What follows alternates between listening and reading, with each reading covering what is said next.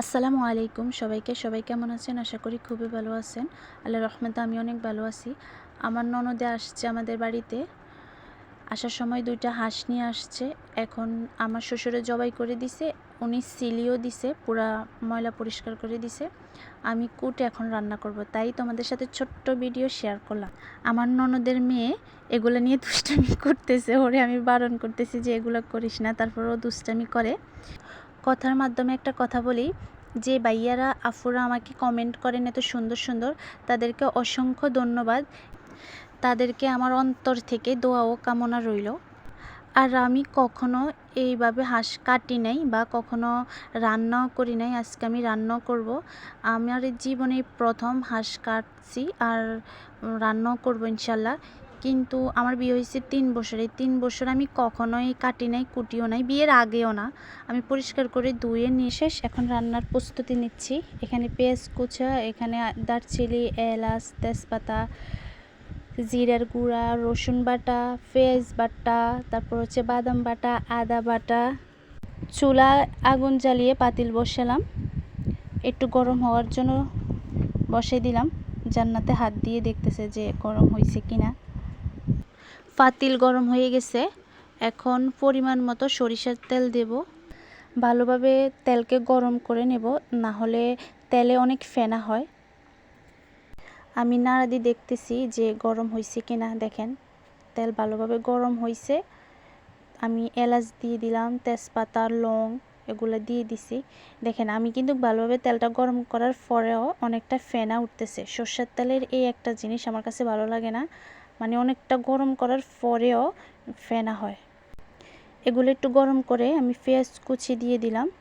একটু গরম করার পর আমি পরিমাণ মতো লবণ দিয়ে ভালোভাবে মিক্সার করে নিলাম। ফেনার জন্য তো কিছু দেখাই যাচ্ছে না।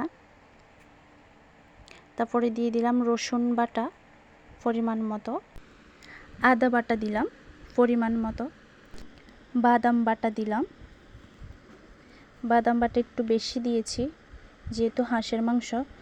বাদাম বাটা বেশি দিলে তাহলে একটু গন্ধ কম আসে, মানে হাঁসের যে একটা গন্ধ থাকে ওগুলো আর থাকে না। সব কিছু পরিমাণ মতো দিয়ে আমি ভালোভাবে কষিয়ে নেব। যতক্ষণ পর্যন্ত একটা তেল বের না হবে ততক্ষণ পর্যন্ত আমি এটাকে ভালোভাবে কষাবো। কষানোর মধ্যে মশলার তেলগুলো বের হয়েছে। এখন আমি দিয়ে দেব জিরার গুঁড়া পরিমাণ মতো। আমরা সবসময় জিরার গুঁড়াই খাই। তারপরে দিয়ে দেব হলুদের গুঁড়া পরিমাণ মতো, মরিচের গুঁড়া একটু বেশিই দিলাম, কারণ হাঁসের মাংস একটু ঝাল ঝাল ভালো লাগে আর আমার শ্বশুর একটু ঝাল পছন্দ করে, তার জন্য একটু বাড়াই দিলাম। আপনারা আপনাদের পরিমাণ মতো দিয়ে দেবেন। এখন আমি এগুলাকে ভালোভাবে নাড়িয়ে পানি দিয়ে একটু ভালোভাবে কষিয়ে নেব। এখন ভালোভাবে কষানো শেষ, আমি মাংসগুলা দিয়ে দিলাম। জান্নাতের শখ হয়েছে একটু মাংসগুলা লাড়বে, তার জন্য নেড়ে দিতেছে। আমি কখনোই হাঁসের মাংস রান্না করি নাই। সত্যি কথা বলতে আমার কোনো আইডিয়াও নাই, আমি নিজের মতো করে রান্না করতেছি। আপনারা সবাই কমেন্টে বলবেন যে আমার কেমন হয়েছে বা কি কম হয়েছে, না হয়তো বা বেশি হয়েছে। আপনারা বলবেন, কারণ আপনাদের মতন আমি এত পারদর্শী না। আমি অফ ক্যামেরায় রান্না করে নিয়েছি, আমার রান্না শেষ। দেখেন আমার হাঁসের মাংসর লুকটা। আমি একটু খেয়ে নিয়েছি, কিন্তু খুবই জাল হয়েছে, কিন্তু অনেক মজা হয়েছে। নিজেরটা নিজে প্রশংসা করতেছি। নেন আপনারা একটু খান। বুঝতে পারছি আমার হাঁসের মাংস দেখি আপনাদের লোভ আসছে। একটু দুষ্টামি করছি, কেউ রাগ করবেন না। সবাই ভালো থাকবেন, সুস্থ থাকবেন। আসসালামু আলাইকুম, আল্লাহ হাফেজ।